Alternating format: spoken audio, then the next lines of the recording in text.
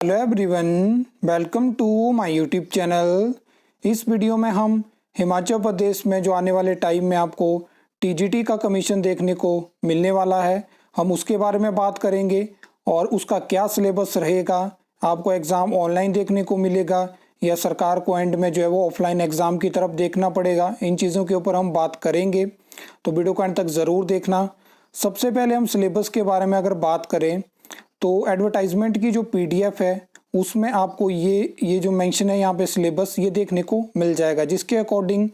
100 marks का exam होगा। 2 घंटे इसमें आपको दिए जाएंगे और मेन चीज़ यहाँ पे ये है कि मतलब 200 आपको एमसीक्यू देखने को मिलेंगे और हाफ मार्क का एक क्वेश्चन होगा, ठीक है। 140 क्वेश्चन आपको अपने सब्जेक्ट से देखने को मिलेंगे और 60 क्वेश्चन यहाँ पे जिसमें कि जीके है, हिमाचल का होगा, यहाँ पे इंडिया का जीके होगा, करंट अफेयर्स होंगे, एवरीडे साइंस होगी, लॉजिक हो गया, सोशल साइंस हो गया, इंग्लिश हो गया, हिंदी हो गया, ठीक है। ये सिलेबस है।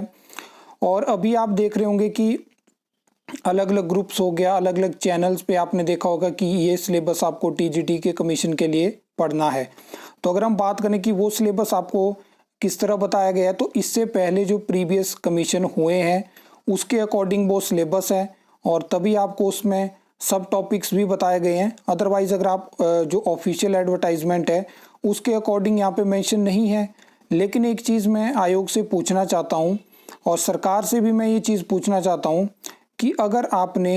एक नए आयोग का गठन किया, आप एग्ज़ाम ऑनलाइन कंडक्ट करवाना चाहते हो, तो आप सिलेबस को भी जो है वो डिटेल में बना सकते थे। अगर आप यहाँ पे अगर आप टॉपिक भी दे देते कि किस किस सब्जेक्ट में से, जैसे आर्ट्स में हो गया कि किस किस सब्जेक्ट में से किस किस टॉपिक पे जो है वो क्वेश्चन पेपर सेट होगा। सब टॉपिक्स आप नहीं भी देते तो चलिए मान लेते कि कोई बात नहीं, लेकिन आप टॉपिक्स दे सकते थे, लेकिन आपने वो चीज़ नहीं करी। अभी जो आप देख पा रहे हो जो अलग अलग कोचिंग इंस्टीट्यूट्स हो गया, अलग अलग एजुकेशन चैनल हो गया, वहाँ पे जो सिलेबस है वो मैंने आपको बता दिया कि प्रीवियस एग्ज़ाम्स के अकॉर्डिंग वो सिलेबस है।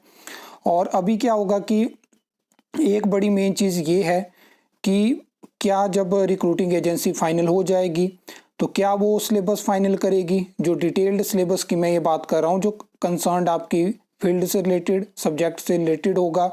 या इसी सिलेबस के अकॉर्डिंग एग्ज़ाम जो है वो आपका देखने को मिलेगा। यहाँ के बाद क्या होगा कि जैसा कि मैंने आपको आज भी वीडियो के माध्यम से जानकारी दी है कि रिक्रूटिंग एजेंसी फाइनल होगी,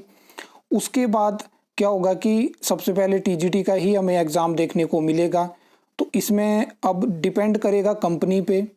और जो आयोग है क्या वो डिटेल में सिलेबस लेके आते हैं या इसी सिलेबस के अकॉर्डिंग अगर क्वेश्चन पेपर आता है तो यहाँ पे मेन चीज़ ऐसी होगी कि उसके अकॉर्डिंग नोटिफिकेशन आपको देखने को मिलेगी।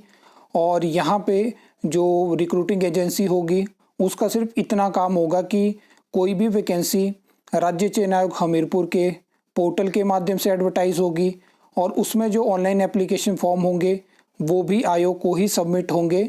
उसके बाद का जो डेटा होगा वो आयोग की तरफ से कंपनी को दिया जाएगा, जहां से हमें पता चलेगा कि जो उसके आगे की जो प्रोसेस रहेगी। जैसे आपको पता है कि कभी भी ऑनलाइन एप्लीकेशन फॉर्म होते हैं सबमिट किसी भी एग्ज़ाम के लिए,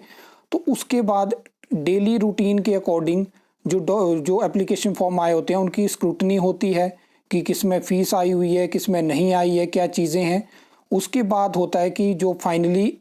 एक्सेप्टेड जो एप्लीकेशन फॉर्म होते हैं उसके अकॉर्डिंग पूरा जो सिटिंग प्लान होता है, एग्जामिनेशन सेंटर होते हैं वो बनाए जाते हैं और उससे आगे डिसाइड होता है कि किस तरह से, और क्वेश्चन पेपर भी उन्हीं चीज़ों के अकॉर्डिंग बनता है। आपने ये चीज़ें प्रीवियस भी देखी होंगी कि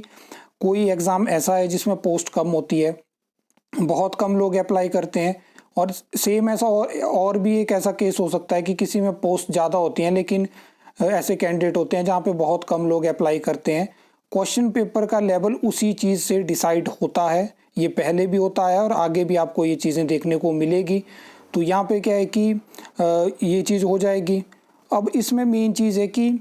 कितना रोल रिक्रूटिंग एजेंसी का रहेगा, क्या 70 डेज़ में आपको रिज़ल्ट देखने को मिलेंगे, क्योंकि अगर वो ये मतलब कंप्यूटर बेस्ड टेस्ट होता है तो ज़्यादा समय नहीं लगना चाहिए। अब इस बात पे आ जाते हैं कि क्या एग्ज़ाम ऑनलाइन होगा या ऑफलाइन होगा। वर्तमान सरकार के जो भी नेता हैं, ये मंत्री हैं, वो अलग अलग मंच से कह चुके हैं कि हिमाचल प्रदेश में जो एग्ज़ाम होंगे, मुख्यमंत्री खुद कह चुके हैं कि जो एग्ज़ाम होंगे वो आपको ऑनलाइन ही अब देखने को मिलेंगे। और उसमें मेन चीज़ ऐसी है कि जो वर्तमान सरकार है वो अपने बचे हुए कार्यकाल में कितने एग्ज़ाम कंडक्ट करवाएगी वो आप सब जानते हैं, क्योंकि जिस तरह से यहाँ पे चीज़ें हुई हैं तो उनको पता है कि जितने हमारे कार्यकाल में एग्ज़ाम होंगे हम उनको ऑनलाइन कंडक्ट करवा देंगे। आगे जो भी सरकार हिमाचल प्रदेश में आएगी वो अपने हिसाब से देखे। तो जिस हिसाब से सरकार आगे बढ़ी है उस हिसाब से मुझे लगता है कि आपको ऑनलाइन ही एग्ज़ाम देखने को मिलेंगे, चाहे हिमाचल में इंफ्रास्ट्रक्चर हो चाहे ना हो। शिफ्ट में एग्ज़ाम कंडक्ट करवाएंगे ये, और उसमें फिर आगे मुझे पता है कि बहुत सारी चीज़ें भी हो सकती हैं, लेकिन मेन चीज़ यहाँ पे हैंडल करने वाली होगी कंपनी एंड से, जहाँ पे क्वेश्चन पेपर किस तरह से सेट होते हैं, अगर शिफ्ट में एग्ज़ाम होते हैं तो कैसे, क्योंकि बहुत सारी दिक्कतें पहले भी देखी गई हैं जहाँ पे क्वेश्चन पेपर गलत आए हैं, बहुत सारे उसमें क्वेश्चन गलत होते हैं, बहुत सारी चीज़ें हो सकती हैं, क्योंकि ये चीज़ें बहुत अच्छे से मैनेज होने चाहिए, क्योंकि ये हिमाचल का पहला आयोग का एग्ज़ाम होगा। और इस टाइम पे हिमाचल प्रदेश में ऐसा हो चुका है कि टारगेट बहुत सारी चीज़ें हो रही हैं, आप एक गलती भी नहीं कर सकते हैं इंस्ट्रक्शंस के अकॉर्डिंग। पहले ये चीज़ें हमें देखने को नहीं मिलती थी, लेकिन एक एंड पे ये बातें अच्छी हैं, ताकि ना पेपर लीक हो, ना ये चीज़ें जो होती आई है वो ना हो, ये सब उसी चीज़ के लिए होता है, तो एक अच्छी बात है। और मैं चाहता हूँ कि ऐसी चीज़ें होनी चाहिए सबकी, जो ये बारीक नज़र है हर एक एग्ज़ाम पे, हर एक क्वेश्चन पेपर पे, उसमें आए क्वेश्चंस पे, उसकी प्रोसेस पे, और जो चीज़ें जो है वो चाहे आयोग के एंड पे हो चाहे वो रिक्रूटिंग एजेंसी के एंड पे हो, उसको आप देख सकते हो, उसको आप एनालाइज अपने एंड से कर सकते हो। बाकी जो भी अपडेट रहेगी वो मैं आपको चैनल पे ज़रूर दूंगा। सिलेबस के बारे में मैंने आपको बता दिया कि मुझे बहुत कम चांस लगते हैं कि आपको डिटेल्ड सिलेबस देखने को मिलेगा, अदरवाइज़ आता है तो बहुत अच्छी बात है। और अगर ये इस चीज़ की शुरुआत करते हैं तो और भी जो एग्ज़ाम आएंगे उसके लिए भी आपको डिटेल्ड सिलेबस देखने को मिलेगा, जहाँ पे सब टॉपिक्स होंगे।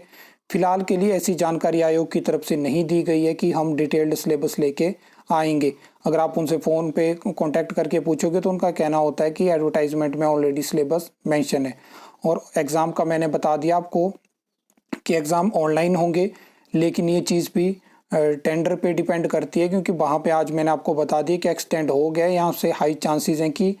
फिर से किसी कंपनी ने शायद अप्लाई नहीं किया होगा, 3 कंपनीज अगर नहीं होंगी तो टेंडर दोबारा रद्द हो सकते हैं। तो ये सब चीज़ें इस पे चीज़ डिपेंड करेगी कि एग्ज़ाम ऑनलाइन होगा या नहीं होगा। तो नेक्स्ट जैसे कोई अपडेट आएगी तो डेफिनेटली आपके साथ शेयर करूँगा। आई होप आपको वीडियो अच्छी लगी होगी, इन्फॉर्मेटिव लगी होगी, तो वीडियो को लाइक कमेंट शेयर कर सकते हो, चैनल को सब्सक्राइब कर सकते हो फर्दर न्यू अपडेट्स के लिए।